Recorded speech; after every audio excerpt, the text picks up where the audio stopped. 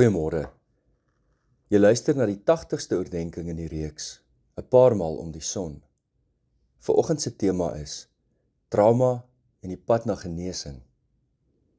Ek het vanoggend se tema doelbewus gekies. Daar is in die naderdraai van trauma nie altyd onmiddellike of 'n voorspelbare uitkoms nie. Dis nie soos 'n been wat breek, 6 weke se gips en sien daar, jy kan aangaan met jou lewe nie. Daarom dat ek verwys na die pad na genesing. Dit neem soms regtig lank om trauma te verwerk en by die punt te kom van posttraumatiese groei. Die rede daarvoor is nie noodwendig omdat traumaberading so lank neem nie. Dit neem ons dikwels so lank om vir hulp te gaan. Daarom is dit so belangrik om te besef dat in die naderdraai van trauma is daar wel bepaalde keuses wat ons kan en behoort te maak. Soos ek gister na Frankl verwys het, tussen stimulus en respons lê daar 'n spasie. Tydens 'n traumatiese gebeurtenis kies ons selde ons reaksie of die impak wat dit op ons het. Wanneer 'n mens die biologiese realiteit van ons unieke menswees in ag neem, reageer nie een enkele mens presies dieselfde op trauma nie. Ons kan later in meer detail hieroor praat, maar trauma oorweldig gewoonlik ons bestaande hanteringsmeganismes en die oplossings wat ons tot dusver in die lewe uitgewerk het, bied nie meer sekuriteit of uitkoms nie. Daarom is daar minstens 'n tydperk waarin dit voel of ons geen oplossings het of uitkoms sien nie. Maar daar is hulp. Richard Tedeschi en Lawrence Calhoun, na wie ek gister verwys het bevind dat trauma mense se kernoortuigings uitdaag of selfs verbreek. Mense leef met diep aannames soos: die wêreld is relatief veilig, ek is in beheer, goeie dinge gebeur met goeie mense, die toekoms is voorspelbaar, dit sal nie met my gebeur nie. Traumatiese ervarings kan hierdie oortuigings vernietig. Dit is dus nie net 'n pynlike gebeurtenis wat in die verlede lê nie. Mense wat oor trauma praat daarvan asof dit nog steeds aanhou, want dit is hoe hulle dit beleef. Dit word nie ervaar as afgehandel en in die verlede nie.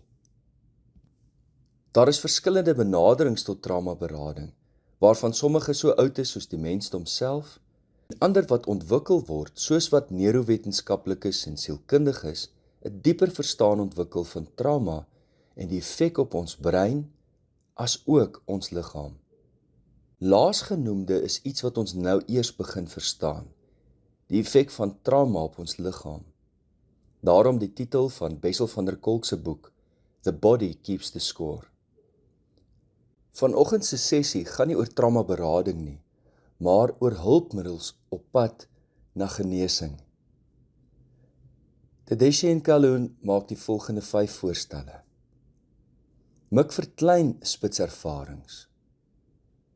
Mense wat deur traumatiese gebeurtenisse geraak is, vertel dikwels dat hulle na die gebeurtenis meer dankbaar is vir klein oomblikke, asof die vanselfsprekende klein vreugdetjies van die lewe skielik groter en belangriker lyk. Sally Walker, 'n professor in geologie, het 'n vliegongeluk oorleef waarin 83 mense gesterf het. Hy vertel dat toe hy by die huis kom, het hy opgekyk na die hemelruim en dit was vir hom mooier as ooit voorheen in sy lewe. Selfs die teksture van die sypaadjies het hom opgeval. Alles is 'n gawe, het hy besef. Waardeer en vier verhoudings. Een van die interessantste belewennisse, wanneer ons deur traumatiese gebeurtenisse geraak word, is hoe mense na vore kom om te help. Dit sien ek keer op keer. Hartseer en lyding het 'n manier om mense byeen te bring soos min dinge in die lewe. Nie almal daag op nie. Dis juis in sulke moeilike tye dat 'n mens besef wie jou ware vriende is. Pyn en lyding kan selfs vyande verenig. Bessel van der Kolk skryf in sy boek dat kinders wat traumatiese ervarings het, 'n ongelooflike buffer daarteen het, as daar volwassenes in hulle lewe is, op wie hulle kan reken. Verhoudings wat saak maak. Dis veral vir kinders so, maar dis vir ons almal so. Wanneer jy swaar kry, en daar's mense wat vir jou omgee, familie, geliefdes, vriende, dit maak die wêreldse verskil. Besef watter krag daar in jou is. 'n Interessante verskynsel in die lewe is dat ouer mense trauma beter verwerk as jong mense. Navorsing bevestig dit. Die vermoede is dat ouer mense, deur alles wat hulle in hulle lewe moes deurmaak, die vermoë ontwikkel het om op ervaring en veerkragtigheid terug te val. Hulle moes immers keer op keer in hulle lewe moeilike omstandighede verwerk. Dis nie iets wat 'n mens noodwendig net het nie. Veerkragtigheid is iets wat gebou word, net soos karakter gebou word. En vorige ervarings help ons baie kere om die krag te vind vir 'n volgende moeilike ervaring. Vir ons as gelowiges, en vir my spesifiek as predikant, vind ek ongelooflik berusting in die feit, dat die krag wat in ons is, nie alleen in onsself opgesluit lê nie. Soos Paulus dit stel, dieselfde krag wat Jesus Christus uit die dood opgewek het, is ook in ons aan die werk.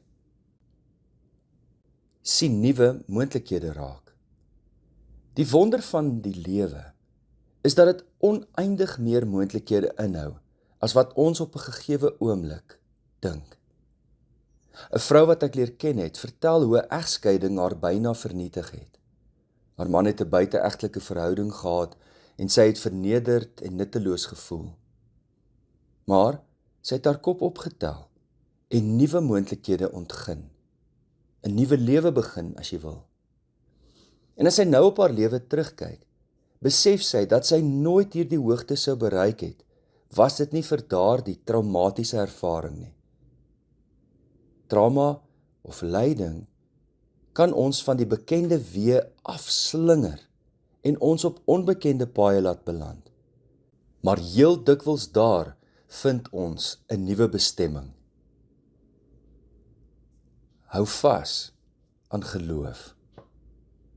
Ons weet dat ons in 'n tyd van donker dieptes heel dikwels meer die ervaring het dat dit God is wat ons vashou, as wat dit ons is wat aan God vashou. Daarom dat Psalm 23 en ander teksverse in die Bybel soveel betekenis vir ons het. Dis die vertroosting en die blywende wete dat niks ons ooit kan skei van die liefde van Christus nie.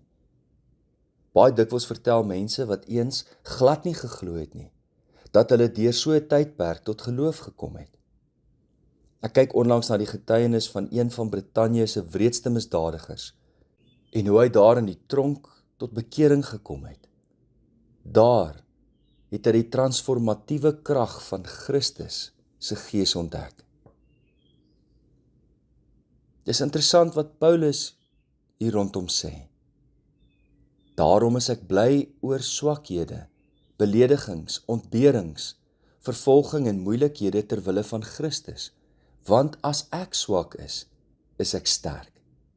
Hy was selfs bereid om trauma te beleef, aangesien hy dit verduur het, omdat hy in Christus Jesus geglo het. Hou vas in geloof. Hiermee het ons aan die einde gekom van die boek The Power of Moments. Ons gaan egter nog 'n klein bietjie langer voort om oor trauma te gesels. Ons gebed kom uit die Groot Gebedeboek en is 'n gebed van Anselmus uit die 11de eeu.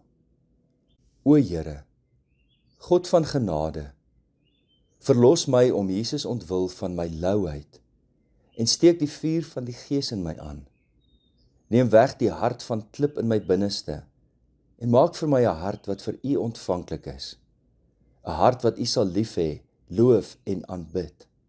Wat U sal volg en vreugde daarin vind. In Jesus naam, Amen.